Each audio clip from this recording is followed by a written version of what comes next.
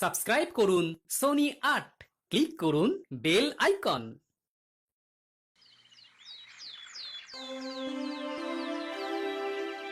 আমি আর এভাবে কাজ করতে পারছি না মহারাজ। আমার এ রাজ্যের মন্ত্রী হিসেবে খুব অপমানিত বোধ হচ্ছে।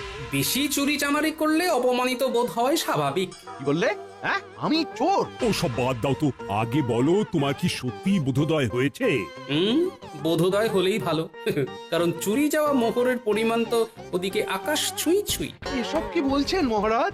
দেখো মন্ত্রী, বেশি ভণিত আমার ভালো লাগে না।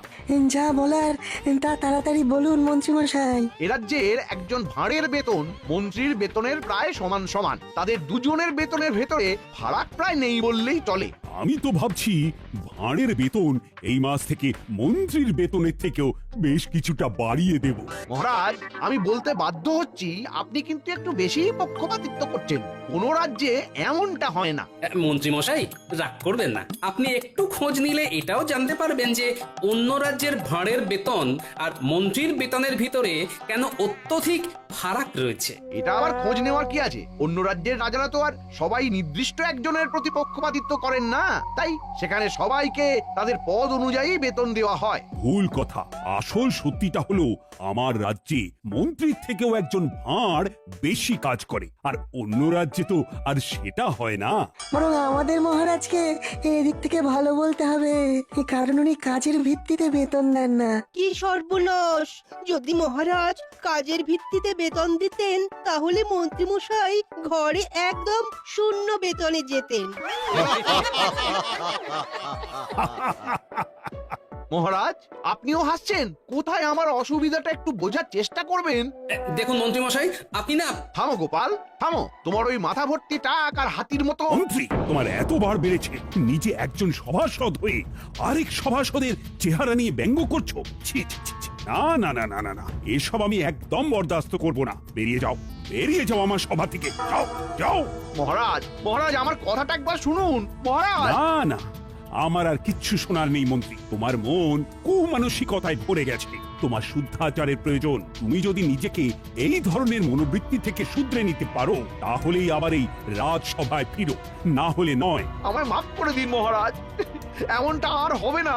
ওই যে বললাম, নিজেকে পাল্টাতে পারলে ফিরে এসো। তুমি এক কাজ করো, তীর্থে যাও, মনকে শুদ্ধ করো, তারপর ফিরো। আর হ্যাঁ, অশুদ্ধ মন নিয়ে শুদ্ধতার ভান করে এই রাজ্যে প্রবেশের পর যদি কোনো বাজে কাজে ধরা পড়ো, তাহলে মনে রেখো, তখন এই রাজ্য থেকে সোজা বার করে দেব। যাও যাও, এক্ষুনি বেরিয়ে যাও।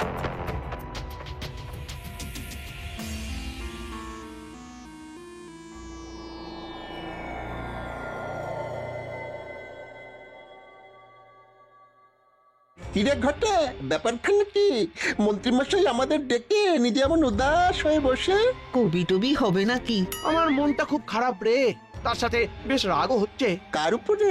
আরে গোপালের চেহারাটা যে হাতির মতো, সেটা বলতেই মহারাজ গেলেন চোটে। আমায় সব সভাসদদের সামনে তাড়িয়ে দিয়ে বললেন মনকে শুদ্ধ করে ফিরতে। ওই দুজনকে আমায় জব্দ করতেই হবে। বুঝেছি বুঝেছি, তাই আমাদের ডেকেছেন, তাই তো? সবই তো বুঝিস, সব কথা কি আর মুখে বলতে হয়? কিছু একটা পরিকল্পনা কর। আমাদের হাতটা গরম করে দিন, কাজ হয়ে যাবে। আমার এখন মাথা গরম আছে, তাই তোদের হাতের বদলে উড়ন আর বসন দিয়ে কান গরম করে দিতে পারি। সুতরাং এখন যা, আগে কাজের কাজটা কর। বেশ, তাহলে আসি। কাল ভোরেই পরিকল্পনা করে আপনার বাড়ি যাচ্ছি। বেশ হয়েছে, বেশ হয়েছে। মহারাজ মন্ত্রীকে বার করে দিয়েছেন। হ্যাঁ, মানুষের চেহারা ভারী হতেই পারে, তা বলে এমন কথা কেউ বলে? মন্ত্রী মশাই বরাবর অমন স্বভাবেরই লোক, বুঝলে।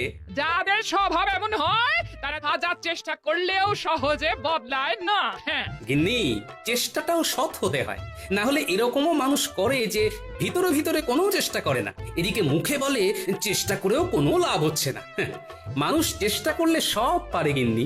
তোমার সাথে মন্ত্রী মশাই এরকম করলে না আমার খুব খুব রাগ হয়। হ্যাঁ না, এর জন্য আমার কোনো আক্ষেপই নেই গিন্নি। আমি আমার রাজ্যকে ভালোবাসি, তাই করি। তাছাড়া একজন রাজ্যবাসী হিসেবে এটা তো আমার কর্তব্য।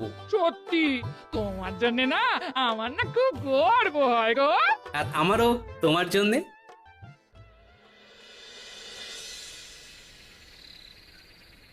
মন্ত্রীমশাই, ও মন্ত্রীমশাই, ওই ওই ওই ওই ওই, ওরা এসেছে, ওরা এসেছে।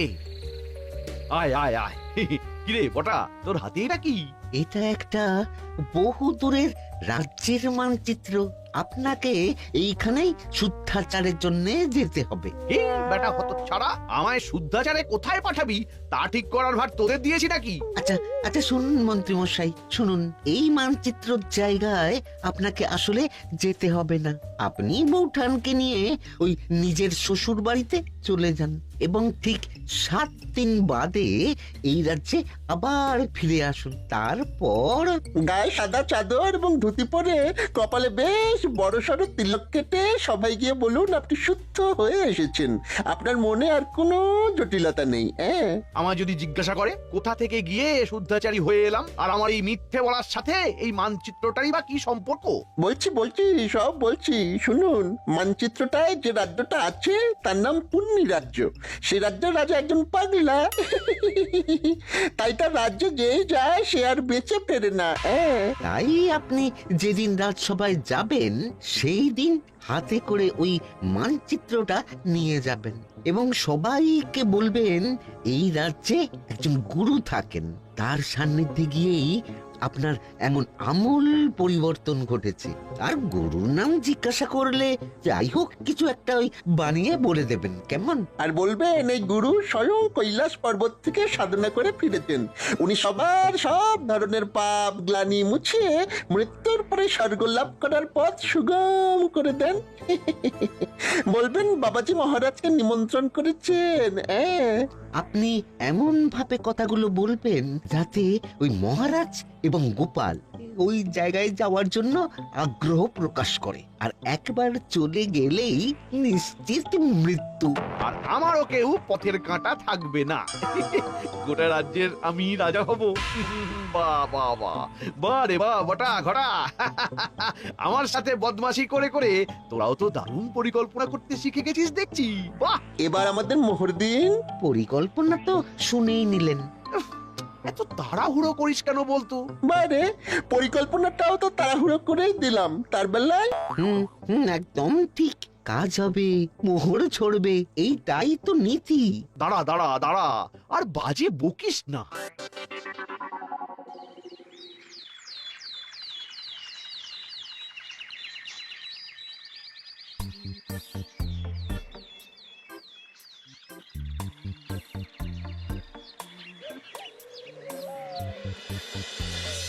কি বলছো গোপাল?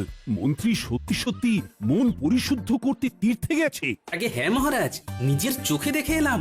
বাড়িতে তালা ঝুলছে, আর পাড়া প্রতিবেশীদেরও নাকি বলে গেছে যে সে নিজেকে পরিশুদ্ধ করতে স্ত্রীকে নিয়ে দিন সাতেকের জন্য তীর্থে যাচ্ছে। বাবা, আমার এক কথাতেই যে মন্ত্রী এভাবে তীর্থে যাবে ভাবতেই পারছি না। যাকে এখন মন্ত্রীর সুমতি হলেই হলো, কি বলেন? যা বলেছো। আচ্ছা মহারাজ, আমি তাহলে আজ আসি। হ্যাঁ, বেশ বেশ বেশ। ও গোপাল, একটা কথা ছিল। বলুন মহারাজ। বলছি যে যতদিন না মন্ত্রী ফিরছে তুমি কি আমার রাজ্যের নতুন মন্ত্রী হবে? ও বাবা, ক্ষমা করুন মহারাজ, আমি এই রাজ্যের ভাঁড় হিসেবেই ঠিক আছি। ওইসব ভারী ভারী পদে আমায় বসাবেন না মহারাজ। আমি জানতাম তুমি ঠিক এই উত্তরটাই দেবে। বেশ গোপাল, ঠিক আছে, তুমি এখন আসতে পারো।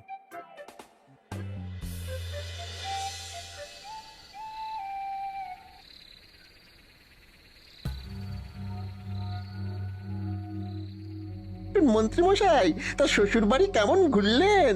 শ্বশুর বাড়ি গিয়ে কেমন শুদ্ধাচার করলেন বলুন? বাজে বকিস না, বাজে বকিস না। এই নিশুতি রাত্রে তোদের কথা মতো ছুটে ছুটে এলাম। এদিকটার কেমন পরিস্থিতি সেটা আগে বল শুনি। মহারাজ গোপালকে রাজ্যের নতুন মন্ত্রী করতে চেয়েছিলেন, কিন্তু গোপাল রাজি হয়নি। এই গোপালটা মহা বদমাস।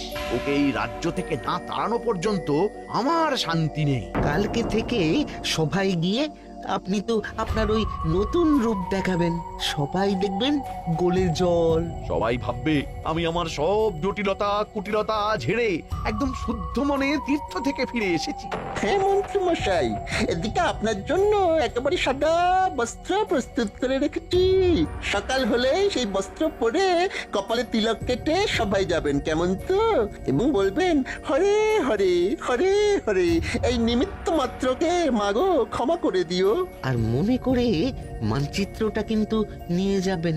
মনে রাখবেন, ওইটাই কিন্তু মহারাজ এবং গোপালকে চিরতরে বিদায় দেওয়ার জন্য মূল অস্ত্র।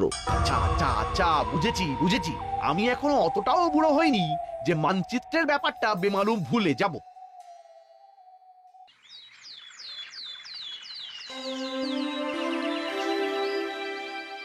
তাহলে সবাই বলছো নতুন পদ্ধতিতে কাজ করতে কোনো রকম অসুবিধে হচ্ছে না, তাই তো? না মহারাজ। বেশ, শুনেও ভালো লাগছে। তোমরা এভাবেই সবাই একে অপরের পাশে থেকে মন দিয়ে কাজ করে যাও। হ্যাঁ মহারাজ।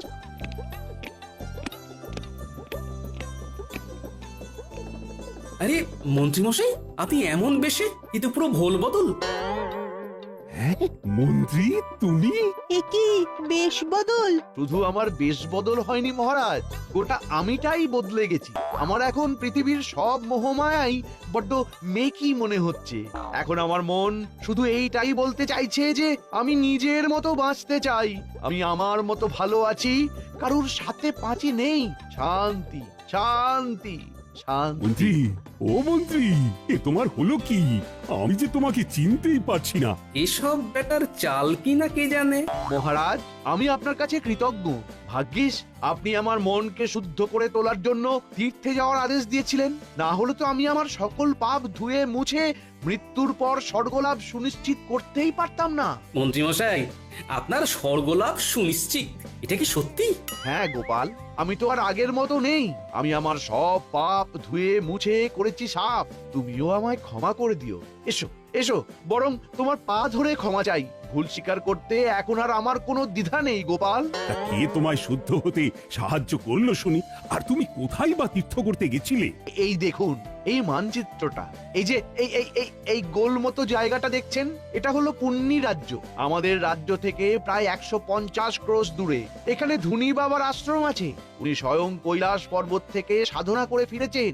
এই বাবার কাছে গেলে উনি এমন এক জল দেন যা দিয়ে স্নান করলে সবার পাপ মুছে গিয়ে স্বর্গলাভের পথ সুগম হয়ে যায়। এছাড়া ধুনি বাবাই বোঝান আসল জীবনের অর্থ কি, মায়া মোহ কাটিয়ে কিভাবে সাদা সিধে জটিলতা কুটিলতাবিহীন জীবনযাপন করা যায়। হরে হরে, মা গো, অপরাধ না নিয়ে ক্ষমা করে দিও মোরে। আর হ্যাঁ মহারাজ, উনি আপনাকেও কিন্তু সেখানে অনেকবার করে যাওয়ার জন্য আমন্ত্রণ জানিয়েছেন। আমিও নিজের জীবনে অজান্তে কতই না পাপ করে ফেলেছি, তাই সেই সব পাপের বোঝা ঝেড়ে ফেলে আমিও আমার মৃত্যুর পর স্বর্গলাভ সুনিশ্চিত করতে চাই। মন্ত্রী, আমি ধনী বাবার আশ্রমে গিয়ে জীবনের আসল অর্থ বুঝতে চাই। আমি ওনার নিমন্ত্রণ রক্ষা করতে চাই। মহারাজ, এত তাড়াতাড়ি কোনো সিদ্ধান্ত নেবেন না। আমার মনে হয় যে নিজের চোখে দেখছো তো মন্ত্রীর কি আমূল পরিবর্তন ঘটেছে। এরপরে আমি আর ধনী বাবার কাছে না গিয়ে থাকতে পারি, বরং তোমারও আমার সাথে যাওয়া উচিত। আজ্ঞে মহারাজ, আমি? আচ্ছা বেশ, আমিও যাব। আমরাও যাবো মহারাজ। না না না, দেখো, সবাই মিলে এক্ষুনি গেলে হবে না। আগে আমি আর গোপাল ঘুরে আসি, তারপর তোমরা দলে দলে যেও। একদম ঠিক। তাহলে মহারাজ কবে রওনা দেবেন? কাল একদম ভোরেই রওনা দিতে চাই, বেশি দেরি করে তো লাভ নেই। আচ্ছা মন্ত্রী, আমি যেহেতু কদিন থাকছি না, তাই তুমি একটু কষ্ট করে রাজ্যটা সামাল দিও, কেমন? মহারাজ, আমায় আবার এসবের মধ্যে কেন জড়াচ্ছেন? রাজ্যপাঠ আমি যে দিয়েছি ছেড়ে। এই কটা দিন একটু সামলে দাও মন্ত্রী, আমি কিছু শুনতে চাই না। বেশ মহারাজ, আপনি যখন বলছেন তখন তাই হোক। ও মন্ত্রী, আরেকটা কথা, বাবার কাছে যাওয়ার জন্য কি কোনো রকম বিশেষ নিয়মপত্র আছে? মহারাজ, সমস্ত অহংকার ছেড়ে, রাজবেশ ছেড়ে, সৈন্য ছাড়া একদম আর 5টা সাধারণ মানুষের মতো পায়ে হেঁটে যান, তাহলেই দেখবেন বাবা আপন করে নিয়েছেন। বুঝে গেছি বুঝে গেছি।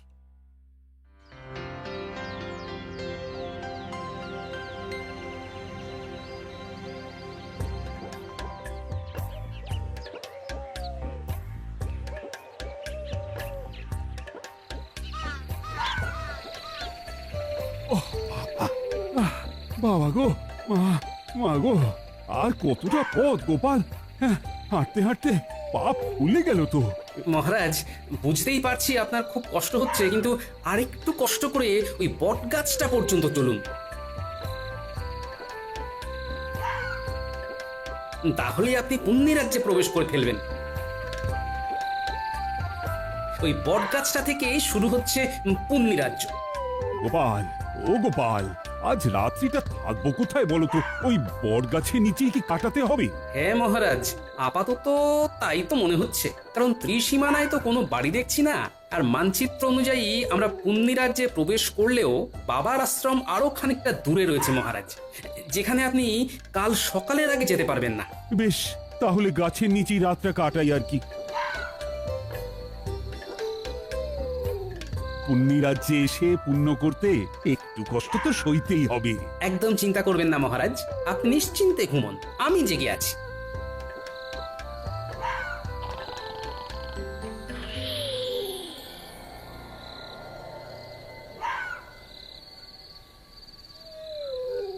মহারাজ তো ঘুমোচ্ছেন দেখছি, এদিকে ভোর হতেও খুব দেরি নেই, আমি বরং এই সুযোগ একটু ঘুমিয়ে নিই। এই গবা, কি করবি বলতো? রাত তো শেষ হতে চললো, এখনো আমাদের ওই দুজনের মধ্যে কেউ একটাও চোর ধরতে পারলাম না।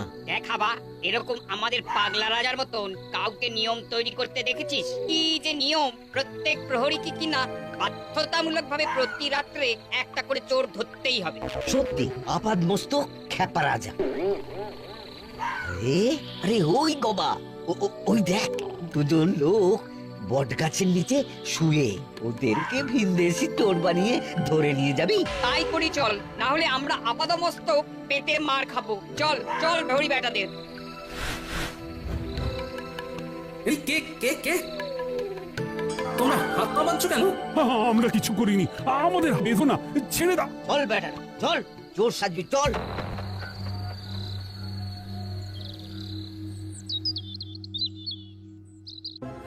আমাদের তোমরা ছেড়ে দাও, আমরা চোর নই। আরে জানি জানি, সে তখন থেকে এক কথা বলে কানটা ছাড়া পালা করে দিল। আহা, জানোই যখন চোর নই তখন ধরে রেখেছো কেন? এই আড্ডা আপনাকে নিয়ে তো ভীষণ মুশকিল হলো, ঠিকঠাক করে কথাও বোঝে না। এই, আমার সাথে ঠিক করে কথা বলো। আমি তোমাদের মহারাজকে বলে দেব যে তোমরা জানো যে আমরা চোর নই, তবু ধরে এনেছো। বলেও কিছু লাভ হবে না বুড়ো, আমাদের রাজা কারোর কথাই শোনেন না। একবার গারদে ভরে দিলে তার একটাই শাস্তি হয়, আর তা হলো ইদারায় ছুঁয়ে ফেলে দেওয়া, বুঝলে? কি সর্বনাশ, এ কি নির্মম শাস্তি! এই শিগগিরই আমাদের বের করো। তোমরা জানো না আমি কে? আমি হলাম... মহারাজ থামুন থামুন, এক্ষুনি পরিচয় দেবেন না। গোপাল, কি বলছো?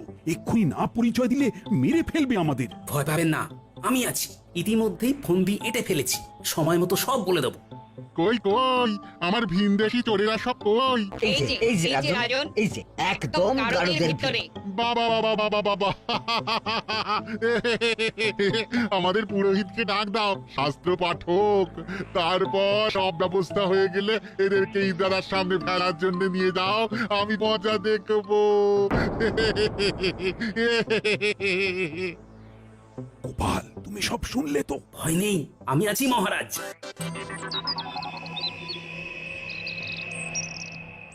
তাহলে সব প্রস্তুত তো? হ্যাঁ, এই এই তুমি ওদিকে ওনার কাছে যাচ্ছ কেন? আমাকে ঠাকুরের নাম শোনাতে। মরতে যাচ্ছি তো তাই। মহারাজ, আপনি এবারে আমার সাথে মারপিট শুরু করবেন। ওরা যদি জানতে চায় কেন মারপিট করছি, তাহলে বলবেন আমরা পেশায় জ্যোতিষী। আমরা গণনা করে দেখেছি যে আজ দুজনের ভেতরে যেজন আগে ইদারায় ছাপ দিয়ে মরবে সে স্বর্গবাসী হবে এবং পুণ্য লাভ করবে।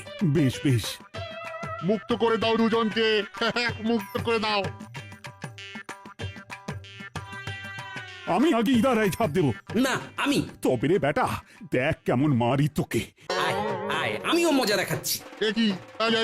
তোমরা থামো, তোমরা থামো, তোমরা থামো। তোমরা কারা তুমি? হ্যাঁ, এভাবে মারপিট করছো কেন?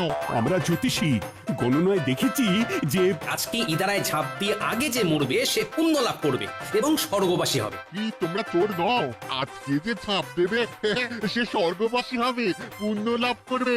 হ্যাঁ, তাহলে তোমরা আর কষ্ট করে ঝাঁপাবে কেন? আমি ছাপ দিচ্ছি, আমার পুণ্য লাভ হবে, স্বর্গবাস হবে।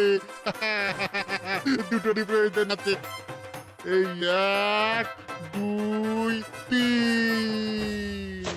রাজন, উফ, কি বাঁচান বাঁচলাম বাবা। আমরা আমরা আমরা এখন কি করব?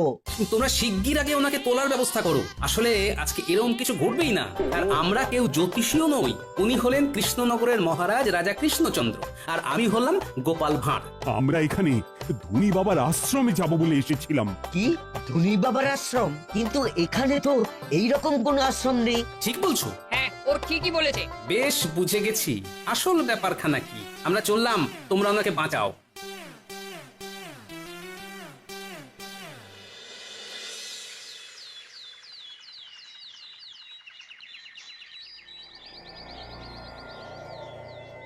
রে তাহলে এই দুদিনে দুজনেই পটকে গেছে বল? পাগলা রাজা কাউকে আস্ত রাখে না, সবাইকে জোর অপবাদে ইনারাই ফেলে মারে। সব এখন ছাড়তো। এইদিকে ওই দুদিনের ভিতরেই মন্ত্রী মশাইয়ের চুরি করা মোহরের সংখ্যা দেখো, 9 করে 700টা। কি কাণ্ড দেখেছো? সব বেটা মন্ত্রীর ভড়ংবাজি। চলুন এবার ভিতরে যাই। এই বেটা মন্ত্রী, ষড়যন্ত্রী, এসব তোমার বদমাইশি। চলুন মন্ত্রী মশাই, এবারে আপনাকে ইদারায় ফেলবো। ওরে বাবারে, ওরে বাবারে, ভূত ভূত ভূত ভূত! ঘটা পালা! আমরা ভূত নই। চলো মন্ত্রী, চলো এবার। আমায় ছেড়ে দিন। ও বাবা গো, ও মা গো, কে আছো গো? বাঁচাও, বাঁচাও, আমায় ছেড়ে দিন, আমায় ছেড়ে দিন। For more updates, subscribe to our channel, click the show links and enjoy watching the videos.